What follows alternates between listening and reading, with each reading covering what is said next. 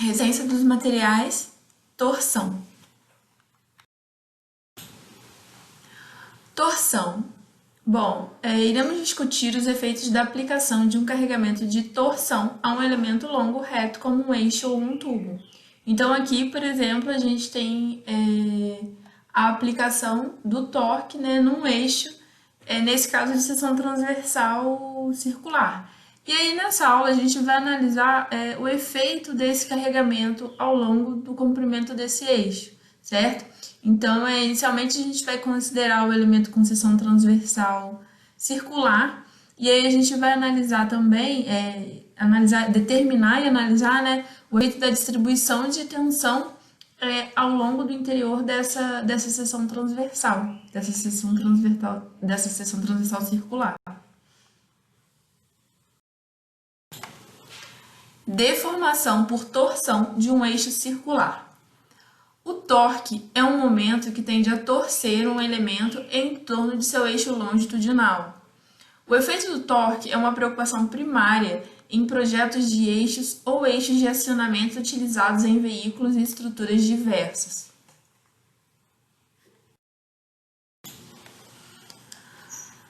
Bom, então vamos analisar agora um eixo, um elemento submetido ao efeito do torque, certo? Quando o torque é aplicado nesse elemento. Então a gente tem a análise dele antes da aplicação desse esforço e depois da aplicação desse esforço.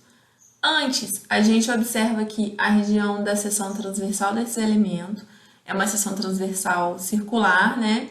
A gente tem uma grade impressa nesse eixo, uma grade quadricular. Então, eu tenho as linhas aqui longitudinais, certo? E eu tenho as linhas que acompanham o sentido da área da seção transversal, que são as linhas circulares, que vão ficar em torno, né, do meu eixo. Isso antes do processo de deformação. Depois do processo, quando esse torque foi aplicado, então o torque está aqui em azul, tendendo a torcer esse elemento, a gente analisa algumas coisas nesse eixo. Bom, a gente observa que essas linhas circulares, elas permanecem circulares, elas não perdem a forma de círculo. Então, depois do processo de deformação, as linhas circulares permanecem circulares. Se analisarmos uma reta radial, então se a gente fizer uma reta aqui antes do processo de deformação, saindo do centro até uma extremidade, a gente observa que depois do processo de deformação, essa reta permanece reta. Ela não continua na mesma posição, certo? Mas ela permanece linear, ela ainda tem um comportamento linear ali. Uma outra observação que a gente pode fazer é sobre as linhas longitudinais. A gente observa que elas sofreram uma distorção, mas ainda também permanecem retas. Tá vendo? Observa que elas sofreram um giro aqui, ó, mas elas ainda são retas. Bom, além disso, as seções transversais nas extremidades continuam planas e as linhas radiais nessas extremidades continuam retas durante a deformação. Logo, podemos considerar que se o ângulo de rotação for pequeno, o comprimento e o raio do eixo permanecerão inalterados, certo? Então, a gente vai trabalhar também com essa hipótese. Como o ângulo de rotação, mediante ao efeito da torção, ele pode ser pequeno, então a gente considera que o comprimento do eixo e o raio desse eixo ele não será alterado pelo efeito do torque. Bom, então aqui a gente tem um exemplo, né, de um tubo submetido ao efeito de um torque, né, de uma torção, um tubo de seção transversal circular. E aí aqui a gente analisa um elemento, né, aqui antes do torque e depois do torque. Então, o que a gente observa? Aqui o elemento, né, ele é quadrado, né, antes do efeito da torção. E aqui, pós-torção, o que a gente observa? Que as retas, que são as faces, né, que são paralelas à área da seção transversal, né, que seriam aquelas seções circulares que a gente viu nos slides anteriores, elas permanecem paralelas. Tá vendo? Paralelas a essa área da seção transversal e paralela àquelas linhas circulares. Já as linhas que seriam paralelas ao eixo longitudinal, né, aqui o eixo longitudinal passaria aqui, então seriam essas duas faces paralelas ao eixo longitudinal, elas vão sofrer aquela distorção, elas tendem a girar, né, e aí elas tendem a sofrer uma distorção angular no sentido de aplicação desse torque.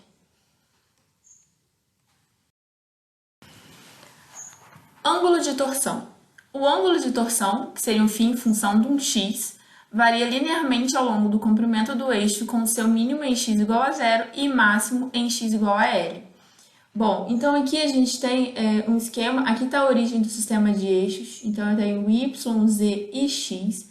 Então, o sentido longitudinal do eixo é o sentido positivo de x, certo? Então, aqui é o meu ponto onde eu tenho 0x. Então, a gente imagina aqui o eixo com seção transversal circular submetido ao efeito de um torque, ok? E aí, a gente analisa aqui, em função da criação daquela linha radial, a gente tem um plano do eixo não deformado, que é esse plano mais escuro aqui. Tá vendo? Esse plano, então, foi criado através do eixo longitudinal e com uma linha radial, que sai do ponto zero do centro até a extremidade do raio. E aí a gente cria esse plano. E aí depois do processo de aplicação do torque, onde o eixo sofre a deformação, a gente tem nesse plano mais claro aqui, que é o plano deformado. Então a gente observa que aonde o elemento está apoiado, aqui atrás eu tenho um apoio, certo?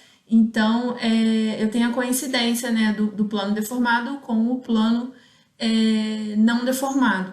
Então, aqui eu não sofro deformação. E essa deformação tende a ir aumentando em função do comprimento de x. E aí a gente vê que o ângulo máximo a gente encontraria aqui nessa extremidade. E ele vai diminuindo à medida que a gente se aproxima da origem do sistema de coordenadas, certo? Então, a gente consegue concluir que o ângulo de torção φ varia linearmente ao longo do seu comprimento, ao comprimento do seu eixo, né, com o seu mínimo em zero, onde x igual a zero eu tenho o menor das possibilidades desse ângulo, e ele assume um valor máximo quando x igual a L, ou seja, seria nessa extremidade aqui, que seria esse ângulo aqui, formado entre essas duas retas aqui, certo? Que vai ser formado, né, entre esses dois planos. Distorção angular. Bom, então, para que possamos entender como a distorção deforma o material, a gente vai isolar um elemento, um pequeno elemento, localizado a uma distância radial ρ. Então, a partir de uma determinada distância ρ, a gente vai isolar um elemento e vai analisar mais profundamente esse elemento, certo? Então, aqui está esse elemento mais ampliado. Então, aqui está a nossa distância radial ρ, mostrada aqui, certo? E aí, nós tínhamos, né, aqueles planos, os planos de rotação que vimos nos slides anteriores. Então, nós tínhamos, né, esse plano posterior com a inclinação φ em função de x, e aí agora esse plano anterior com φ em função de x mais um ΔΦ, mais uma variação nessa inclinação. E aí, se existe esse ΔΦ, a gente consegue verificar que esse elemento é submetido a uma deformação por cisalhamento, certo? Tem uma variação angular nele aqui. Então, o que a gente pode observar aqui? Por exemplo, vamos analisar as linhas formadas pelos pontos AC tá aqui, e AB. Então, antes desse elemento, que a gente tirou ele daqui, né, integralmente, e essas linhas formam um ângulo reto, um ângulo de 90 graus, certo? E aí, depois desse processo de deformação, quando eu tiver esse ΔΦ aqui, tá vendo? O ponto A vai vir parar, desculpa, o ponto B vai vir parar aqui onde está o ponto D. E aí, a gente tem um gama, que seria uma distorção angular, uma deformação por cisalhamento. E aí, como que a gente consegue definir esse gama? A gente viu isso no capítulo 2, né? Deformação por cisalhamento. A gente pode dizer que gama, que é a minha distorção angular, é π sobre 2, que é o meu ângulo inicial, menos θ', que é esse novo ângulo formado entre as retas AD e AC.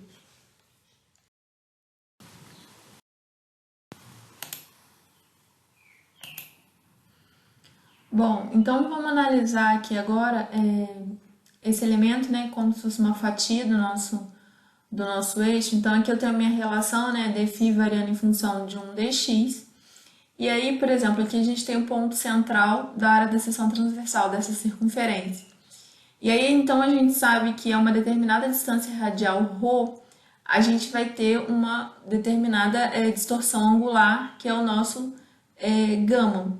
Então, a gente sabe que ele sai de um ponto zero e tende a ir aumentando conforme ρ vai aumentando. Então, ele tem um comportamento linear.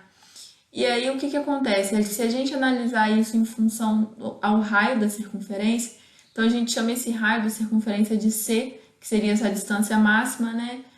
Seria a maior distância radial, que seria igual ao próprio raio. Então, na distância radial C, eu tenho esse gama máximo.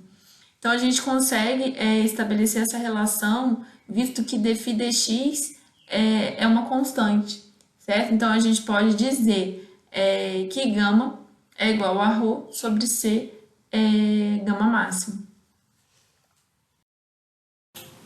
Então, como que a gente estabelece essa relação, certo? A deformação por cisalhamento, nós já vimos que no interior do eixo ela vai variar, então, linearmente ao longo de qualquer linha radial. De zero, né, nesse ponto central do eixo, até um valor máximo que vale gama máximo. Então, um gama está para um ρ, assim como um gama máximo estará para um C, certo? Então, eu posso dizer que gama está para ρ, assim como o gama máximo está para C. Então, rearranjando, a gente pode dizer que um gama é igual a um ρ sobre C vezes um gama máximo.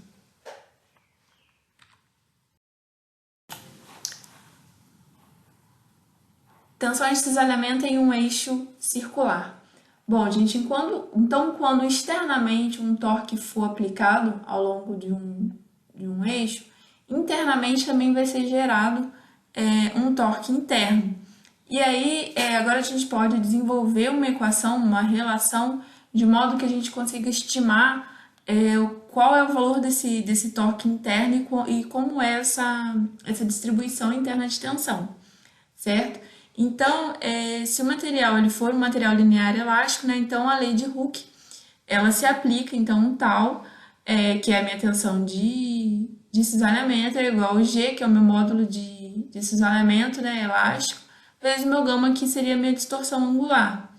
E essa relação aqui a gente já estabeleceu ela em função da distorção angular, certo? A gente tinha aqui um gama é igual a um ρ sobre C vezes um gama máximo. Então, como as duas variáveis têm um comportamento, uma variação linear entre elas, a gente também pode dizer que essa verdade pode ser escrita para valores de tensão. Então, um tal é igual a ρ sobre C vezes um tal máximo.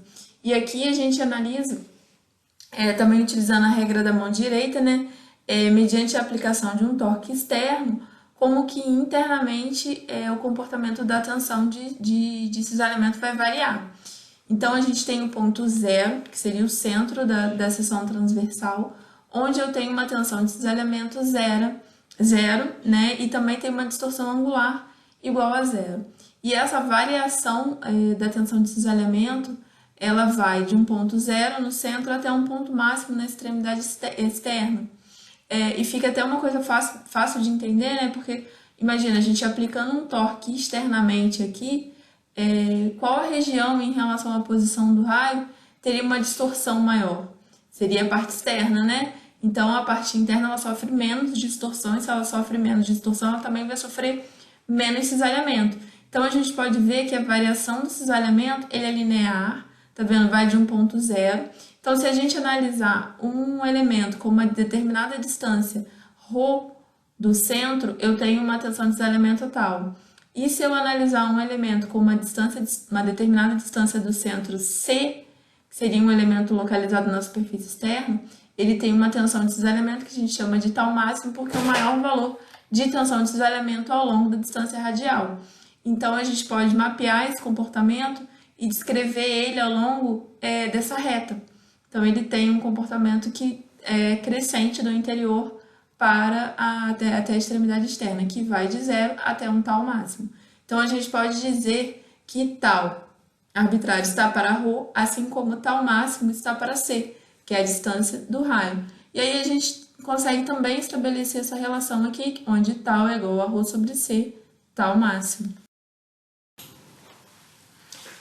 Distribuição das tensões de cisalhamento. Aqui, no caso, um exemplo de um eixo maciço. Então, só para a gente ver de uma forma mais detalhada como existe essa variação ao longo da área da seção transversal de um eixo submetido a um torque. Bom, então o torque está agindo aqui, né? Então, internamente, ao longo das linhas radiais, né, a gente pode ver essa variação do comportamento da tensão de cisalhamento. Então, ela passa, né, ela sai de um valor que é zero, aqui no meu eixo neutro, né, seria na linha do eixo longitudinal, e aí ela tende a ir aumentando. Então, cada elemento que a gente analisa aqui, vocês podem ver que vai ter um valor de tensão de cisalhamento maior. Então, aqui ao longo do eixo radial, a gente tem, por exemplo, para essa distância ρ, eu tenho um tal. Para essa outra distância ρ, eu tenho um tal maior que o primeiro, até que ele vai aumentando e tem um tal máximo na superfície externa, certo? Então, isso aqui seria o caso de um exemplo para um eixo maciço. E agora, é o mesmo exemplo, só que para um eixo tubular. E aí, o que ocorre? O eixo tubular ele não tem área de seção transversal aqui no meio dele, né? Ele é um tubo.